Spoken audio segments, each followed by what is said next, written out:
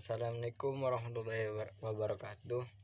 Kali ini saya akan mempresentasikan makalah tentang penyebaran Nahdlatul Ulama di Indonesia.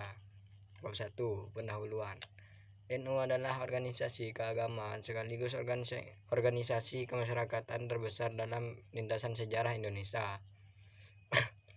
Mempunyai makna penting dan ikut menentukan perjalanan sejarah bangsa Indonesia. NU lahir dan berkembang dengan corak dan kulturnya, menempatkan sikap akomodatif terhadap berbagai madhab keagamaan yang ada di sekitarnya.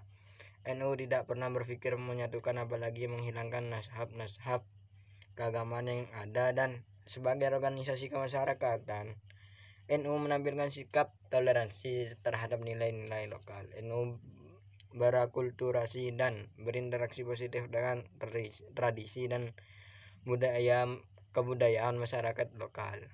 Dengan demikian, NU memiliki wawasan multikultural dalam arti kebijakan sosialnya, bukan melindungi tradisi atau hanya setempat atau budaya setempat, tetapi mengakui dan tradisi dan budaya setempat yang memiliki hak hidup di Republik Indonesia tercinta ini. Bab 2. Pembahasan. Pengertian NU. Nahdlatul Ulama atau disingkat NU artinya kebangkitan ulama, sebuah organisasi yang didirikan oleh para ulama pada tanggal 16 Rajab 1344 Hijriah atau 31 Januari 1926 Masehi di Surabaya. Nahdlatul Ulama sebagai jamiyah diniyah adalah wadah para ulama dan pengikut-pengikutnya dengan tujuan memelihara dan melestarikan dan mengembangkan dan mengamalkan ajaran Islam yang berhaluan Ahlus Sunnah wal Jamaah dan menganut salah satu dari madhab 4 masing-masing adalah: yang pertama Abu Hanafi atau Imam Hanafi, yang kedua Malik bin Anas atau Imam Malik, dan yang ketiga Imam Muhammad Idris As-Syafi'i atau Imam Syafi'i, dan keempat Imam Ahmad bin Hanbal atau Imam Hanbali. Nahdlatul Ulama atau NU adalah merupakan gerakan keagamaan yang bertujuan untuk ikut membangun dan mengembangkan insan dan masyarakat yang bertakwa kepada Allah Subhanahu wa taala, cerdas, terampil dan berakhlak mulia, tentram, adil dan sejahtera. NU mewujudkan cita-cita dan tujuannya melalui serangkaian ikhtiar yang didasari oleh dasar-dasar paham keagamaan yang membentuk kepribadian khas Nahdlatul Ulama. Sejarah NU, keterbelakangan baik secara mental maupun ekonomi yang dialami bangsa Indonesia akibat penjajahan maupun akibat kungkungan tradisi telah mengunggah kesadaran kaum terpelajar untuk memperjuangkan martabat bangsa ini. Melalui jalan pendidikan dan organisasi, gerakan yang muncul 1928 tersebut dikenal dengan kebangkitan nasional. Semangat kebangkitan ini memang terus menyebar kemana-mana setelah rakyat pribumi sadar terhadap penderitaan dan ketertinggalannya dengan bangsa lain. Sebagai jawabannya, muncullah berbagai organisasi pendidikan dan pembebasan. Kalangan pesantren yang selama ini gigih melawan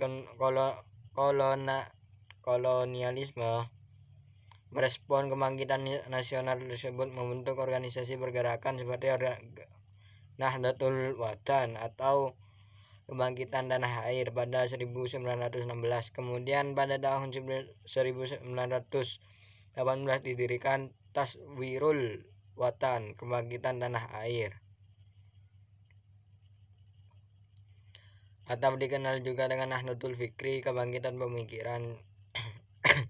Sebagai wahana afkar atau dikenal juga dengan Nahdlatul Fikri, Kebangkitan sebagai wahana pendidikan sosial politik kaum dan keagamaan kaum santri didirikan kemudian, dan situ perekonomian rakyat.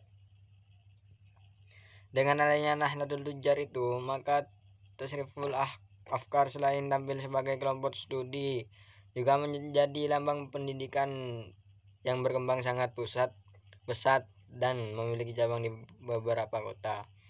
Sesuatu waktu Raja Ibnu Saud hendak menerapkan asas tunggal, yakni mazhab Wahabi di Mekah, serta hendak menghancurkan semua peninggalan sejarah Islam maupun pra-Islam yang selama ini banyak diziarahi karena dianggap bid'ah. Gagasan kaum Wahabi tersebut mendapat sambutan hangat dan kaum modernis di Indonesia, baik kalangan Muhammadiyah maupun PSII di bawah pimpinan Hostjokrowaminoto. Sebaliknya kalangan pesantren yang selama ini membela keberagaman menolak pembatasan bermadhab dan menghancurkan warisan peradaban tersebut. Ya, cukup demikian presentasi dari saya. Assalamualaikum warahmatullahi wabarakatuh.